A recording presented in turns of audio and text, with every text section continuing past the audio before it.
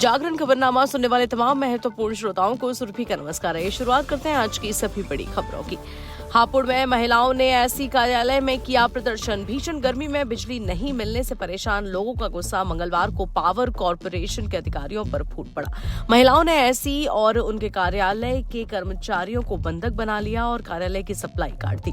इससे गर्मी में अधिकारियों की हालत खराब हो गई। जैसे तैसे समझाकर महिलाओं को वापस भेज दिया गया। वहीं शाम तक सप्लाई आरंभ नहीं होने पर महिलाओं ने दोबारा से ऑफिस घेर लिया।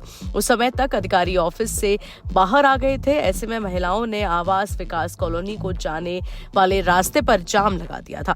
अधिकारियों ने कल तक आपूर्ति सुचारू रूप से करने का आश्वासन देकर महिलाओं को समझाकर वापस भेजा है। मेरठ रोड की वैशाली कॉलोनी में एक सप्ताह से पावर सप्लाई गड़बड़ा रही है। कॉलोनी के लोगों ने कई बार पावर कॉर्पोरेशन के अधिकारियों से पावर सप्लाई सुचारू करने की मांग की, लेकिन कोई समाधान नहीं निकल सका। इससे पहले महिलाओं ने आवास विकास के पावर स्टेशन पर हंगामा किया था। वह डीएम आवास पर पहुंचकर भी शिकायत कर चुकी हैं, लेकिन समाधान अभी तक नहीं निकल सका और इसीलिए कॉलोनी के लोग कई दिन से अधिकारियों से आग्रह कर रहे थे। उसके बावजूद पावर सुचारू नहीं मिल सकी और इससे महिलाओं का आक्रोश फूट पड़ा। 2 दर्जन से ज्यादा महिलाएं दोपहर में 2 बजे ऐसी ऑफिस पर पहुंची। वहां पर अधिकारियों ने संतोषजनक उत्तर नहीं दिया। इससे नाराज होकर महिलाओं ने ऑफिस के दरवाजे बंद कर दिए और बाहर लगे हुए बिजली सप्लाई के कटआउट निकाल दिए। बिजली नहीं मिलने से अधिकारी परेशान हो उठे। बार बार समझाने पर करीब 1 घंटे बाद सप्लाई आरंभ कर दी गई। महिलाएं वापस लौट गईं। देश में तेजी से बढ़ रहे हैं कोरोना के मामले। केरल में सबसे ज्यादा, महाराष्ट्र में 208 केसेस। देश में कोरोना के मामले तेजी से बढ़ रहे हैं। कोरोना वायरस के एक्टिव केसों की संख्या 1010 हो गई है। बताया जा रहा है इनमें सबसे ज्यादा मामले केरल से सामने आए हैं। केरल में कोरोना के 430 मामले हो गए हैं। वहीं महाराष्ट्र में कोरोना के 208 मामले सामने आए हैं। आपको बता दें कि दिल्ली में 104, कर्नाटक में 100 और गुजरात में 83 केसेस हैं। वहीं राजस्थान में 32, एमपी में 5 और यूपी में 30 मामले सामने आए हैं। साथ ही आंध्र प्रदेश में कोरोना की अभी तक 2 एक्टिव केसेस हैं।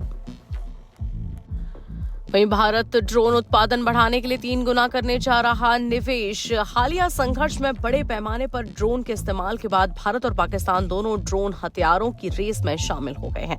पाकिस्तान जहां इसके लिए चीन और तुर्की पर निर्भर है, वहीं भारत ने इसके लिए घरेलू उद्योग में निवेश करने का फैसला किया है। भारत अगले से 2 वर्ष में घरेलू स्तर पर ड्रोन उत्पादन बढ़ाने के लिए ऑपरेशन सिंदूर से पहले ही तुलना में लगभग 3 गुना यानी कि लगभग 4,000 करोड़ रुपए का निवेश कर सकता है।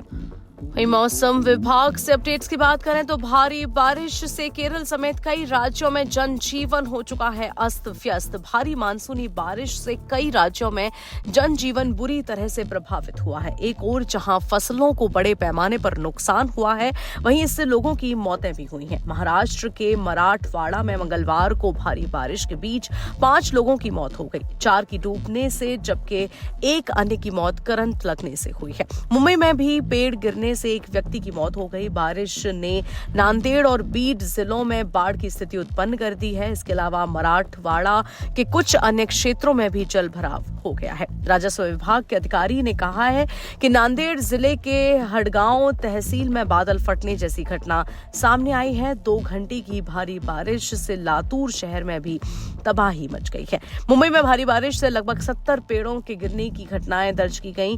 भारी बारिश से केरल में भी जनजीवन अस्त व्यस्त हो गया है और कई स्थानों पर रेल और सड़क यातायात बाधित हुआ है। कई स्थानों पर फसलों को भी भारी नुकसान हुआ है।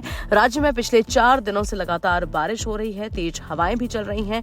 तिरुवनंतपुरम की ओर आने वाली वंदे भारत सहित कई अन्य ट्रेनें अपने गंतव्यों पर देरी से पहुंची हैं और नदियों का जल स्तर लगातार बढ़ रहा है। वहीं अब सरकारी नौकरी में नहीं चलेगी नवाबी। बर्खास्त होते ही पेंशन से धोना पड़ेगा हाथ। सार्वजनिक क्षेत्र के उपक्रम यानी कि पीएसयू के किसी कर्मचारी को बर्खास्त करने या हटाने की स्थिति में उसे सेवानिवृत्त लाभ नहीं मिलेंगे। केंद्र सरकार ने यह जानकारी देते हुए कहा कि इस तरह की बर्खास्तगी या हटाने के फैसले की समीक्षा संबंधित प्रशासनिक मंत्रालय करेगा। कार्मिक मंत्रालय ने इस संबंध में केंद्रीय सिविल सेवा यानी कि पेंशन नियम 2021 में प्रमुख बदलाव किए हैं। हैं। हाल ही में अधिसूचित केंद्रीय सिविल सेवा संशोधन नियम साल 2025 के अनुसार किसी भी कर्मचारी को सार्वजनिक क्षेत्र के उपक्रम में शामिल होने के बाद किसी भी कदाचार के लिए बर्खास्त करने या हटाने से सेवानिवृत्त लाभ अब से नहीं मिलेगा। इन नियमों को 22 मई को अधिसूचित किया गया। इसमें कहा गया है कि कर्मचारी की बर्खास्तगी, निष्कासन या छंटनी की स्थिति में उपक्रम के फैसले की समीक्षा प्रशासनिक रूप से संबंधित मंत्रालय करेगा। इसी के साथ आज की सभी बड़ी खबरों में इतना ही। देश और दुनिया की तमाम खबरों के लिए सुनते रहिए जागरण पॉडकास्ट का एक खास कार्यक्रम। यहाँ प्रदर्शित सभी खबरें दैनिक जागरण के पोर्टल से ली जाती हैं। इन खबरों को विस्तार से पढ़ने, समझने और जानने के लिए आप विजिट कर सकते हैं हमारा पोर्टल। अपने ब्राउजर पर जाएं और टाइप करें www.jagran.com।